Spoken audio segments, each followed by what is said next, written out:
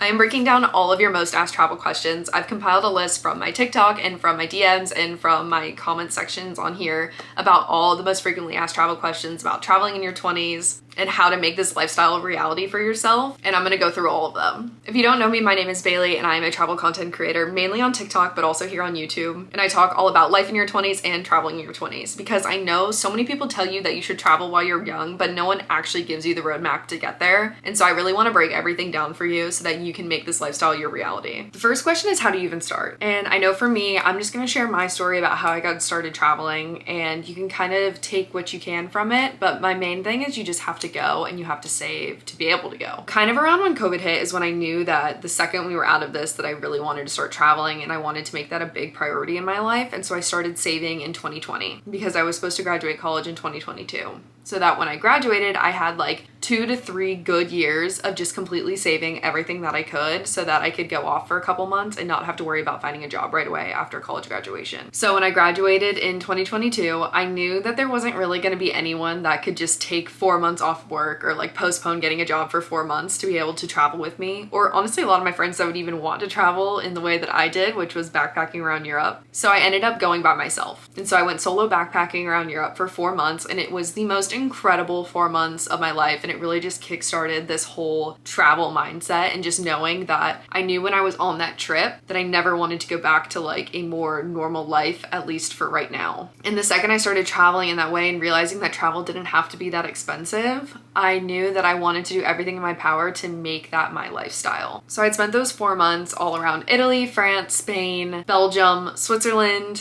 and then the UK, so England and Scotland. And I did a couple work exchanges while I was there to make it a little bit cheaper. I went through Worldpackers, but there's a bunch of sites that you can go through, like Woofing, Worldpackers, or Workaway are the main ones. And then I was really just using the trains. I had a Euro pass, and then I was staying in hostels to keep things cheaper too. So after that trip, when I came home, I was like on the hunt for a remote job. So I ended up getting my remote social media marketing job that I've had for the past year now. So that job kind of now allows me to fund my lifestyle of travel and still have a source of income coming in even when I'm gone. Next question I get is, what do your parents have to say about this lifestyle? I'm gonna be honest, I have a lot of people that comment on my videos and they talk about how are you able to do this? My parents would never let me, like my parents would be very against this. And I always get like this weird feeling when people comment that, because we're adults. And yes, I love my parents, I respect my parents, but if they told me I couldn't do this, I would probably do it anyway because it's something that I need to do and I'm using all my own money. I don't use any of my parents' money to travel, despite what people think that you do not have to have daddy's money to travel the world while you're young. So at the end of the day, my parents know that it's my life and my decisions, and it's kind of just up to me what I want to do with my life. And at first they were really hesitant. They kind of just thought I was a little bit crazy, but not for the fact of me wanting to travel for so long. It was that I completely uprooted everything that I was planning on doing in order to travel. I was supposed to go to grad school to be a physical therapist, and I basically told them I'm not doing that anymore. I don't want to go into medicine. So I kind of just really altered my life plan, and I think that more so threw them off than me ever saying that I was going traveling would. And of course they were worried at first, especially because I was going alone, but now they're so used to it. It's been almost a year and a half that I've just been traveling all over the world, and so they kind of just know the gist. We have each other's locations. I call them a lot. I'm really close with my family, and so they just know that it's the path that I'm on and it's the path that I want to take, and they honestly really support me through it. So now let's talk money and how I afford to travel. So like I said before, I started with my 4-month backpacking trip, and for that I had saved for like 2 or 3 years in college to be able to go. And my trip ended up being under 10K for 4 months. I usually say a rule of thumb, if you're backpacking around Europe, at least in Western Europe, $2,500 is US dollars is a good rule of thumb to have, because that's about a little bit more than you'd probably need to still be able to do all the excursions you want without some, like not keeping a strict budget. I think that's a good number to shoot for. But now that I have a job, I have a consistent salary coming in, so that definitely helps with funding my travels, but I also don't pay rent. So I currently, when I'm home, I live in my parents' house, which is where I'm at right now. And that has been the biggest thing that allows me to have this lifestyle, is that I do not have to pay rent at all.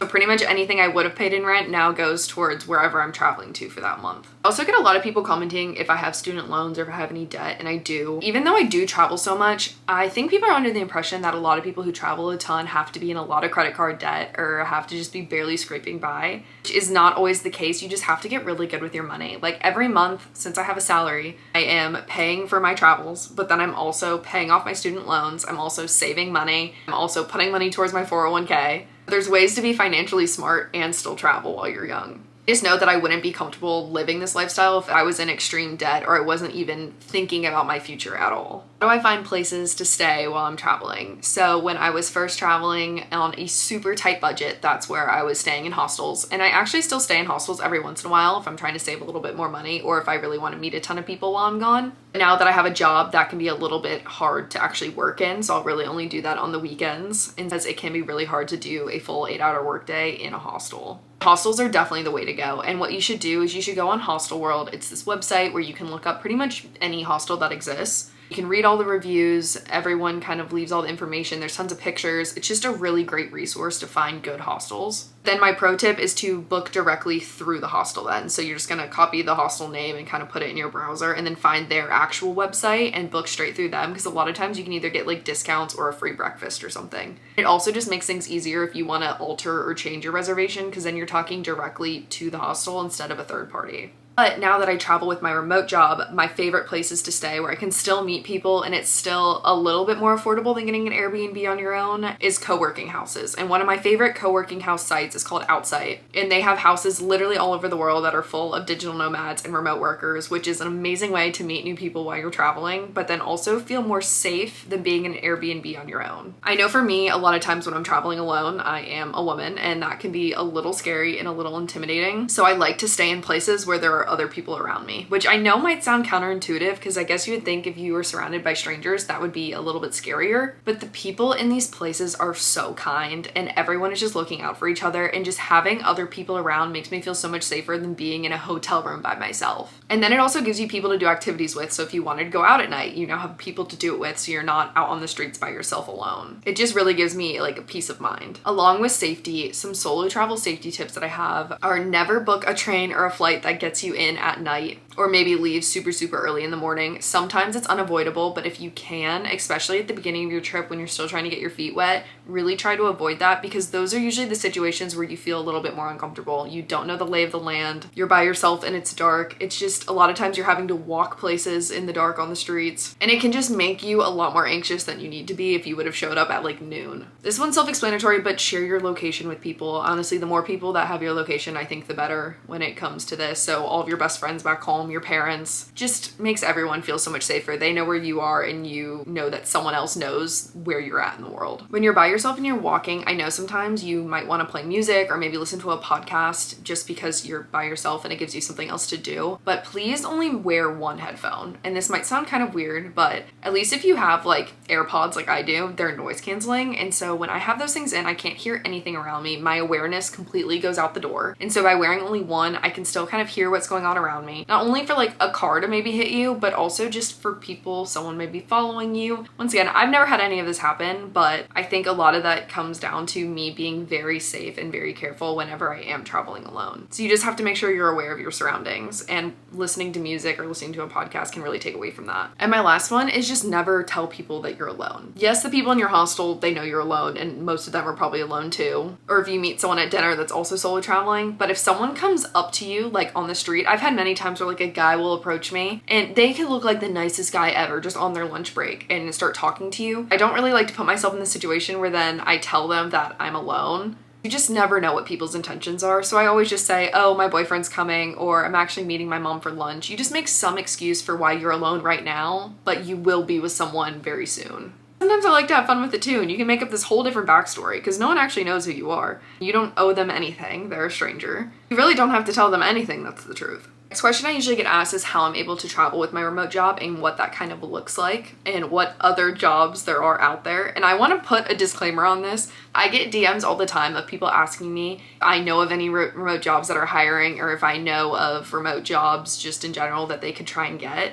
I'm not a resource for that. I'm really sorry. Like, I have my job I got through networking connections that I made in college. So I don't really that was a year ago, and I don't really keep tabs on like the new jobs that are popping up. Just not really like my niche. I talk more about travel, and I just happen to have a remote job while I'm traveling. I can't help you get a job, and I'm really sorry. I really wish I could because I know how hard it is to get a job right now, but I'm just not the right resource for that. Anyway, I have a kind of hybrid position with my remote job. So whenever I'm home, I go into the office, and whenever I am traveling with approval, I can work completely remote. So when I am working remote, I try to work as closely to East Coast hours as possible. So when I was in Hawaii for 2 months earlier this year, I was working like 6 a.m. to 2 p.m. Then when I was just in Greece and Portugal, I was working like 2 or 3 p.m. to like 11 or midnight. You just really have to think about what's realistic for you and how productive you can be at what time of day. Because I know for me, I do so much better on the 6 a.m. to 2 p.m. schedule than I ever did with the 3 p.m. to midnight.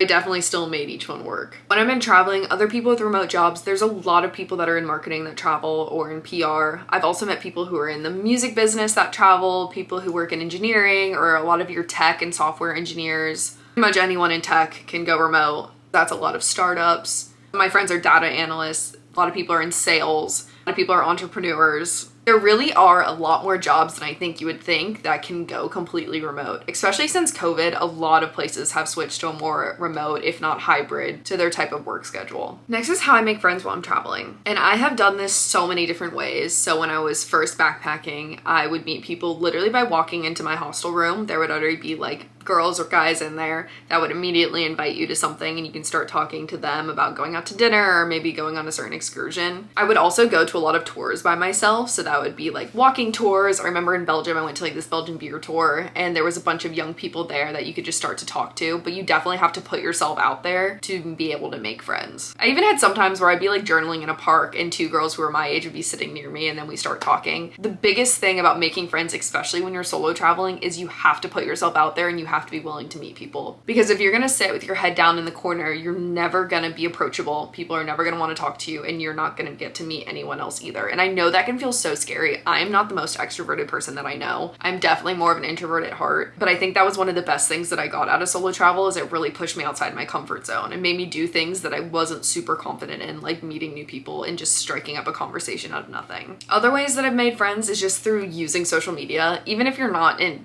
influencer per se, you can still use social media and reach out to people. I've gone on a couple trips with girls who have literally DM'd me, and it just so happened that I saw it and we ended up hitting it off, and we went on these really cool trips together. Like me and Lainey went to Hawaii together, and now we just travel all the time together because we get along so well, and we ended up becoming super good friends out of it. And then I went with Grace Ann on a road trip around Scotland, and so we rented a car together and ended up living with each other for like 10 days. And you can just slowly start making these connections. So because I met Lainey, then I met her sister Maddie, and then because I knew both of them, I went on a trip to Greece with all of their friends that they travel with. And so you slowly just start building this network of people who all travel and people who love to do what you do. But the thing is, you have to do it by yourself first, or with one other person. Like, you just have to start going. And the second you start going, putting yourself out there and starting to like make this dream life of yours happen, the people will follow. Like, you'll slowly start meeting more and more people, and it doesn't happen overnight. I mean, in my 4 months of traveling, there are maybe 3 or 4 people that I met out of that whole 4 months that like I still regularly will like DM on Instagram or really like keep up with and could text. I've also met people through staying at co-living houses. I've stayed in co-living houses in like Hawaii, in Colorado, and in Portugal, but like I said before, they have them literally everywhere. And then I've also met people through doing trips for like a specific purpose. So I went to yoga teacher training in Costa Rica for a month in January of this past year, and I ended up meeting so many girls that I got along with because we were all there for the same reason. We all have pretty much the same values, because like we wanted to go further our yoga practice, and anyone who's interested in yoga can at least vibe on the same level. And so we all lived in this big dorm room together, and we all got so close, and we all still talk, and I visited multiple of them after we ended up leaving this past year. So that's another good way to like instantly meet people who are very similar to you by going on a trip specifically for something that you love, whether it's like yoga teacher training, or maybe you're going on a group trip related to fashion, or maybe cooking, or maybe you're taking classes somewhere, or maybe you're going to Spanish school. Like, just doing any sort of activity is already going to bond you with the people that you're around. And I kind of wanted to end this Q&A with talking about what I wish I knew before I started this travel lifestyle journey. And that is that this lifestyle is not perfect. You are still going to feel very lonely because you don't have a set place that's your own.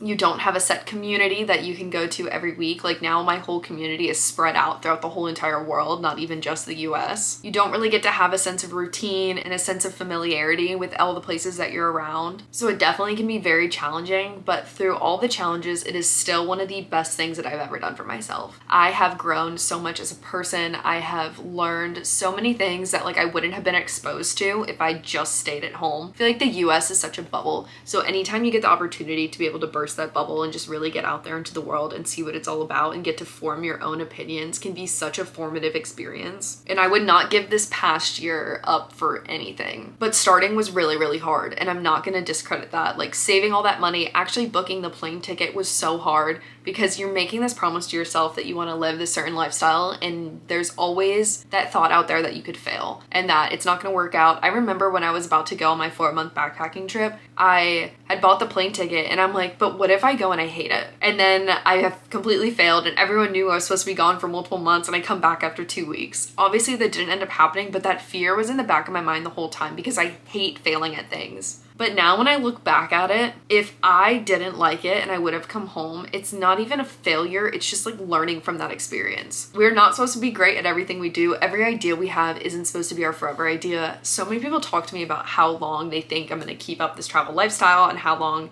I'm going to be bouncing around or if I ever want to settle down. And my answer to that is always just, I am very content doing this right now. I'm never going to say never. I'm never going to say I'm never going to settle down, but I'm just following where my heart is taking me right now. And that is to travel. And I'm going to do that as long as I want to. Because ultimately it's up to me. It doesn't matter what anyone else thinks. If I want to stop traveling tomorrow, I can. Or even if I do settle down for a year, I can always then start traveling again after that. Our lives are much more fluid than we think they are. And it just takes a lot of determination to get yourself to that point where you can actually make some change happen in your life. Because ultimately you are the driving force in your life and you have to want it enough to be able to go. And at least for solo travel is one of the hardest things I've ever done. It challenged me mentally, it challenged me in every capacity because it is extremely hard. I mean, you're the only person that you can turn to in a bad situation, and it makes you have to rely on yourself and build confidence in yourself. So that's why it's also been one of the greatest things that I've ever done, but it's definitely not for everyone. And I don't try to push it as if everyone needs to go on this big travel journey, because I know some people are so content just staying home, or they want to go further their education, or they want to start working up the corporate ladder, and everyone has their own path and it doesn't have to look like mine. And I've always been a firm believer in that. As much as I share my travel life, I don't expect everyone to pick up and go and do it because it's not for everyone. I just want to show the people out there that do want to live this type of lifestyle that it is possible. So I hope you guys found this random Q&A helpful. I really just compiled a random group of questions from all my DMs and my comments on my videos. But if you have anything more specific that you want me to talk about, please leave it down below, and make sure you subscribe on YouTube, and then also follow me on TikTok for more of like my daily life and definitely more constant updates over there. I'm posting multiple times a day compared to this, which I try to do every week, but I'm not the best at it. But I hope you guys have a great rest of your week or weekend whenever you're watching this, and I'll see you guys in the next video.